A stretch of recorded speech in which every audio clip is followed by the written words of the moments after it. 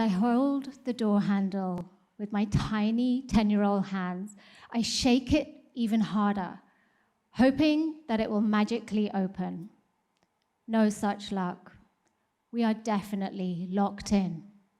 It's been 3 hours since my aunt locked us in my bedroom and left the house. I have no idea what is going on. I turn around to face the room, and there's 10 sets of eyes looking at me. I hate being the older one, the one in charge. I was supposed to look after my cousins, and here we are, locked in a room, and I have no idea what's going to happen next. No phone, no adults, no clue. I turn around, put my back against the door, and slide to the floor with my head in my hands. I can't breathe. I'm frozen with fear and disbelief. And I only have one thought. I am in so much trouble. My dad was strict, and he ran the show. When he finally came home to let us out of the room, all the other kids went scrambling out to get to the toilet and get some water, but I stayed still. When I finally stepped out of the room, it wasn't to freedom, but it was to an even more securely locked prison. My aunt running away did not go down well with my Hindu family, especially once it came out that she was a lesbian. We were not allowed to do anything after that. As my friends went to the mall, I would stay at home. As they talked about the latest Hollywood movies, I had nothing to contribute because no cinema for me. No makeup, no jewelry, no nail varnish, and definitely no boys. In the hustle and bustle of the cafe, I'm staring at my aunt with intense curiosity. 6 years later, and she's unrecognizable to me, mystical. She's got big, red, curly hair, stage-worthy makeup, and chunky pieces of jewelry. She's taking up so much space. Everybody's watching her, and she knows it. She owns it. I envy her, and I hate her. I did it for you, she says. What? How can you say that? Ever since you left, our lives have been hell. We're not allowed to do anything. No mall, no cinema, no friends. Look at you, so colorful. I'm not even allowed to wear colored nail varnish. I don't say any of this. I stay mute, as I've learned to do. No voice, no courage. I did it for you, she says again. I only have one thought. And I say it. You did this for you. You're selfish. As I walk away without looking back, I can't deny that meeting my aunt that day did make me realize that there could be something more for me than just a prison. I'm going, even if you don't want me to. No, you're not, says my dad. Yes, I am. I decided that I would change things. I was going to live life my way. All the women in my family were so submissive, but for me, that was suffocating, unfair, and unjust. I was going to change things. I was going to live life my way. I would show the world. I was on a crusade, and I did it. I was strong, rebellious, and angry, but it got me what I wanted. I secretly applied to university and got accepted.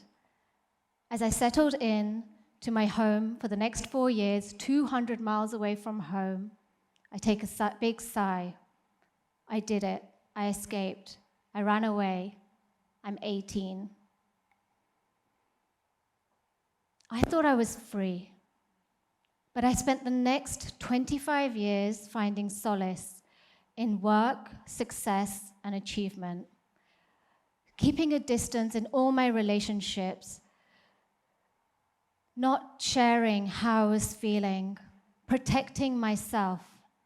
And the whole time I was angry.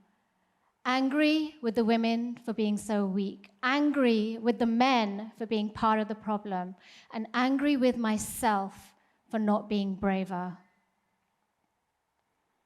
It's been years since my crusade began. As I watch my kids playing on the beach, popular tunes in the background, enveloped in an Insta-worthy Gili Trawangan sunset, Mount Agung silhouetted in the distance, the truth starts to sink in. I have choices. I have power. I have freedom. I did it.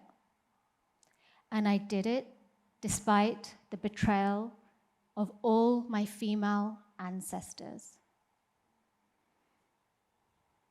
Me, so comfortable in my smugness, in my righteousness, in my echoic declaration of I did it myself.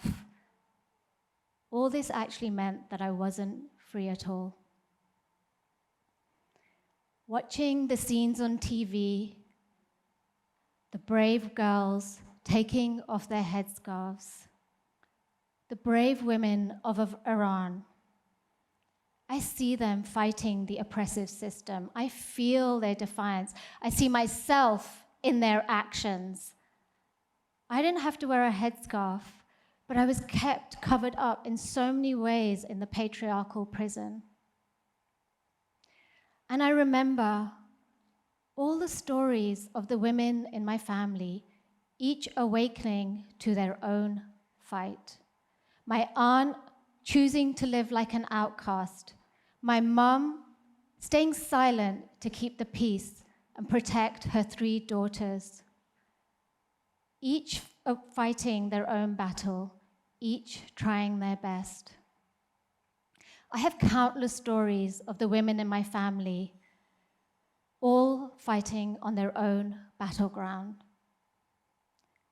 I spent my whole life looking for someone to blame for how angry I was, how unfair my life was, how it all happened to me, my aunt, my mum, my dad, my culture, and more recently myself for being so weak. But now, seeing these women taking action, I realize that the whole time I was in my own prison of anger and resentment. My anger was wrong. I was wrong. Each played their part, each tried their best. I think of the lines from my mum. Go to uni. I'll handle Dad. Don't worry. I'll manage it my way. Don't worry. You carry on. I'll sort this out. Lines I couldn't hear because they weren't good enough. I wanted her to be as angry as I was. Her uncelebrated and unthanked actions led to my life of freedom, but I missed it. And I lived with the guilt of meeting her love with anger. As the ashes of the letter to my mom meet her ashes in the Ganges, I thank her and I ask for forgiveness. Every day, I don't miss my daily practice of lighting an incense and thanking all the women in my family for what they did. Their brave actions led to my life of freedom. I thank them and I ask for forgiveness. And now it's my turn. Drop the anger, celebrate the progress, take action from love.